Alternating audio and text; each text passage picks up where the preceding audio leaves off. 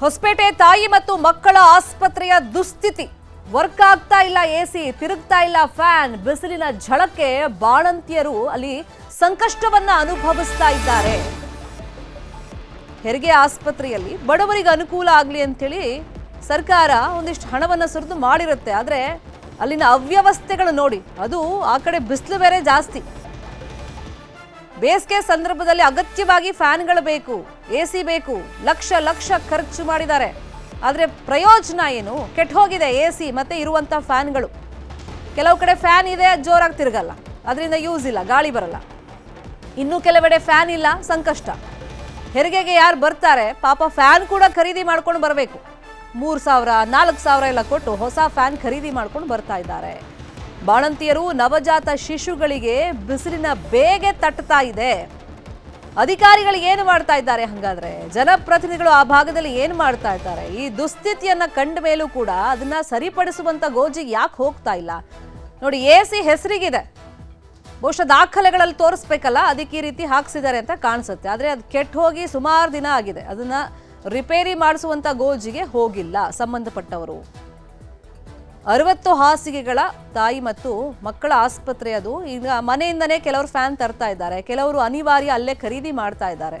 ಈ ಬಗ್ಗೆ ಸ್ಥಳೀಯರು ಏನು ಹೇಳಿದ್ದಾರೆ ಕೇಳೋಣ. ರಾತ್ರಿ 11 ಗಂಟೆಗೆ ಬೆಡ್ ಚೇಂಜ್ ಮಾಡ್ತಾರೆ ಸರ್. ಆಸ್ಪತ್ರೆಗೆ ಅಡ್ಮಿಟ್ ಆದ ಪೇಷಂಟ್ಗಳಿಗೆ ರಾತ್ರಿ 11 ಗಂಟೆಗೆ ತಳಗ ಫ್ಯಾನ್ಗಳಿಲ್ಲ. ಎಲ್ಲಿ ಹೋಗ್ತಾರೆ? ಆಪರೇಷನ್ 3 ದಿನ ಇದೆ ಆಪರೇಷನ್ ಆಗಿ. ಅದನ್ನು ಸಾಕು ಕೇಳೋದಂತ ನಾನು ಬಂದ್ಮೇಲೆ ಆದ್ರೆ ರಾತ್ರಿ ಹೊತ್ತು ಯಾರು ಊಟ ಕೂಡ ಬ್ರದರ್ ಬಂದು ರೆಡಿ ಮಾಡಿಕೊಟ್ಟೆ ಎಸಿನ. ಅದು ಪೇಷಂಟ್ ಜಾಸ್ತಿ ನಾವು ಸಪೋರ್ಟ್ ಮಾಡೋದು ರೆಡಿ ಇದ್ದೀವಿ. ಅದು ಇದ್ದರೆ ಕೆಲಸ ಅವ್ರಿಗೆ ಸೇವೆ ಸರಿ ಒದಗಬೇಕು ತಾನೆ. ಅವ್ರು ಸಾಮಾನು ಇಟ್ಕೊಂಡು ಕುಂತಿದ್ದಾರೆ ಫ್ಯಾನ್. ಇದೇ ವಿಚಾರವಾಗಿ ಇನ್ನಷ್ಟು ಡೀಟೇಲ್ ಆಗಿ ಇನ್ಫಾರ್ಮೇಶನ್ ಕೊಡ್ತಾ ಹೋಗೋದಕ್ಕೆ ಫೋನ್ ಸಂಪರ್ಕದಲ್ಲಿ ಕನೆಕ್ಟ್ ಆಗಿದ್ದಾರೆ ನಮ್ಮ ರಿಪೋರ್ಟರ್ ಬಸವರಾಜು. ಈಗ ಮಾತೃತ್ವವನ್ನ ಅನುಭವಿಸಬೇಕು, ಆ ದಿನದ ಕಷ್ಟಗಳು ಅಫ್ಕೋರ್ಸ್ ಮಹಿಳೆಯರಿಗೆ ಗೊತ್ತಿರುತ್ತೆ. ಆದರೆ ಸರಿಯಾದಂಥ ಸೌಲಭ್ಯವನ್ನ ಕಲ್ಪಿಸೋದು ಆಸ್ಪತ್ರೆಯ ಜವಾಬ್ದಾರಿ. ಬಟ್ ಇಲ್ಲಿ ಎಸಿ ಇದೆ, ಆದರೆ ಕೆಟ್ಟ ಹೋಗಿದೆ. ಕೆಲವು ಕಡೆ ಫ್ಯಾನ್ ಇದೆ, ಸ್ಲೋ ತಿರುಗುತ್ತೆ. ಇನ್ನು ಕೆಲವು ಕಡೆ ಫ್ಯಾನ್ ವರ್ಕ್ ಆಗ್ತಿಲ್ಲ. ಮನೆಯಿಂದ ತರಬೇಕು, ಹೊಸ ಖರೀದಿ ಮಾಡ್ಕೊಂಡು ತರಬೇಕು ಪೇಷಂಟ್ ಕಡೆಯವರೇ. ಇಷ್ಟಾದರೂ ಸಂಬಂಧಪಟ್ಟವ್ರು ಯಾಕೆ ಇದನ್ನು ಸರಿ ಮಾಡಿಸೋದು ಅಥವಾ ಹೊಸ ಫ್ಯಾನ್ ಅಳವಡಿಕೆ ಮಾಡ್ತಿಲ್ಲ ಅಲ್ಲಿ?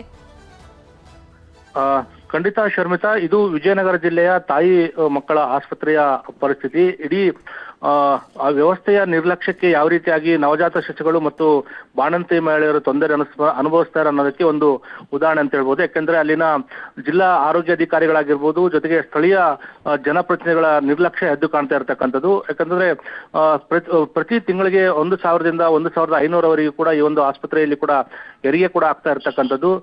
ಆದ್ರೆ ಇಲ್ಲಿ ಕಳೆದ ವರ್ಷ ಹಿಂದಿನ ಇರ್ತಕ್ಕಂಥ ಜಿಲ್ಲಾಧಿಕಾರಿಗಳು ಕೂಡ ಸುಸಜ್ಜಿತವಾಗಿ ತಾಯಿ ಮತ್ತು ನವಜಾತ ಶಿಶುಗಳಿಗೆ ಯಾವುದೇ ರೀತಿಯ ತೊಂದರೆ ಆಗ್ಬಾರ್ದು. ಯಾಕೆಂತಂದ್ರೆ ಅದು ಕಲ್ಯಾಣ ಕರ್ನಾಟಕ ಭಾಗದಲ್ಲಿ ಅತಿ ಹೆಚ್ಚು ಬೇಸಿಗೆ ಸಂದರ್ಭದಲ್ಲಿ ಕೂಡ ಬಿಸಿಲು ಕೂಡ ಇರತಕ್ಕಂಥದ್ದು. ಈ ವರ್ಷ ಕೂಡ ಅತಿ ಹೆಚ್ಚು ತಾಪಮಾನ ಕೂಡ ಇರತಕ್ಕಂಥದ್ದು. ಈಗಾಗಲೇ 40-41 ಡಿಗ್ರಿ ಸೆಲ್ಸಿಯಸ್ ಬಿಸಿಲು ಕೂಡ ದಾಖಲಾಗಿರ್ತಕ್ಕಂಥ ಸಂದರ್ಭದಲ್ಲಿ, ಹೆರಿಗಾದಂಥ ಸಂದರ್ಭದಲ್ಲಿ ನವಜಾತ ಶಿಶು ಮತ್ತು ಬಾಣಂತಿ ಮಹಿಳೆ ಸಾಕಷ್ಟು ತೊಂದರೆಯನ್ನು ಕೂಡ ಅನುಭವಿಸಬಾರ್ದ ನಿಟ್ಟಲ್ಲಿ ಕೂಡ ಈ ಹಿಂದೆ ಪ್ರತಿ ವಾರ್ಡಿಗೆ ಕೂಡ ಎಸಿ ವ್ಯವಸ್ಥೆಯನ್ನು ಕೂಡ ಮಾಡಿರ್ತಕ್ಕಂಥದ್ದು. ಆದ್ರೆ ಈಗ ಎಸಿಗಳು ಒಂದು ಕೆಟ್ಟು ನಿಂತಿರ್ತಕ್ಕಂಥದ್ದು. ಆದರೆ ಅವುಗಳನ್ನು ರಿಪೇರಿ ಮಾಡ್ಲಿಕ್ಕೆ ಗೋಜಿ ಕೂಡ ಅಲ್ಲಿನ ಆರೋಗ್ಯಾಧಿಕಾರಿಗಳು ಕೂಡ ಮುಂದಾಗದಿರ್ತಕ್ಕಂಥದ್ದು ಕೂಡ ಇಲ್ಲಿ ನಿರ್ಲಕ್ಷ್ಯಕ್ಕೆ ಕಾರಣ ಅಂತ ಹೇಳ್ಬೋದು. ಆ ನಿಟ್ಟಿನಲ್ಲಿ ಕೂಡ ಇರ್ತಕ್ಕಂಥ ಫ್ಯಾನ್ಗಳು ಕೂಡ ಕೆಲವು ಫ್ಯಾನ್ಗಳು ತಿರುಗ್ತಾ ಇದಾವೆ, ಇನ್ನು ಫ್ಯಾನ್ಗಳು ಕೂಡ ಕೆಟ್ಟು ನಿಂತಿರ್ತಕ್ಕಂಥದ್ದು. ಅನಿವಾರ್ಯವಾಗಿ ಕೆಲವರು ಮನೆಯಿಂದನೇ ಹೆರಿಗೆ ಸಂದರ್ಭದಲ್ಲಿ ಟೇಬಲ್ ಫ್ಯಾನ್ ಅನ್ನ ಆಸ್ಪತ್ರೆಗೆ ತರಬೇಕಾದಂತ ಪರಿಸ್ಥಿತಿ ಕೂಡ ನಿರ್ಮಾಣ ಆಗಿರ್ತಕ್ಕಂಥದ್ದು. ಇನ್ನು ಕೆಲವರು ಫ್ಯಾನ್ ಇಲ್ಲಿರ್ತಕ್ಕಂಥ ಸಂದರ್ಭದಲ್ಲಿ ಖರೀದಿ ಮಾಡಿ ತರಬೇಕಾದಂತ ಅನಿವಾರ್ಯತೆ ಕೂಡ ಬಂದಿರತಕ್ಕಂಥದ್ದು.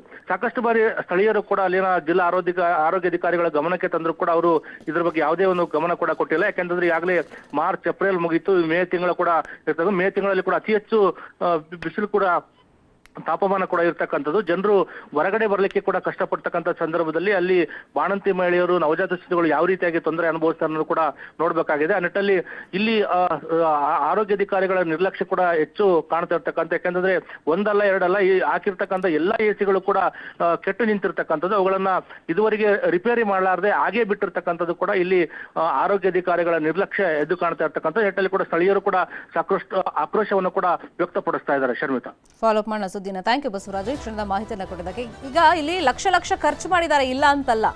ಎಸಿ ಇದೆ, ಫ್ಯಾನ್ ಇದೆ, ಹೆಸರಿಗೆ ಮಾತ್ರ ದಾಖಲೆಗಳಲ್ಲಿ ತೋರಿಸೋಕೆ ಅಂತ ಅದನ್ನ ಹಾಕಿಸಿ ಸುಮ್ಮನೆ ಬಿಟ್ಟಿದ್ದೀರಾ. ಅದು ಹಾಳಾದಾಗ ಅದನ್ನ ರಿಪೇರಿ ಮಾಡಿಸ್ಬೇಕು ಮತ್ತು ಕಾಲಕ್ಕೆ ಸರಿಯಾಗಿ ಅದೆಲ್ಲ ಎಕ್ವಿಪ್ಮೆಂಟ್ಸ್ಗಳನ್ನು ಮೇಂಟೆನೆನ್ಸ್ ಮಾಡಬೇಕು. ಅದರ್ವೈಸ್ ಅದು ಕೆಟ್ಟು ಹೋಗುತ್ತೆ ಹಿಂಗೆ.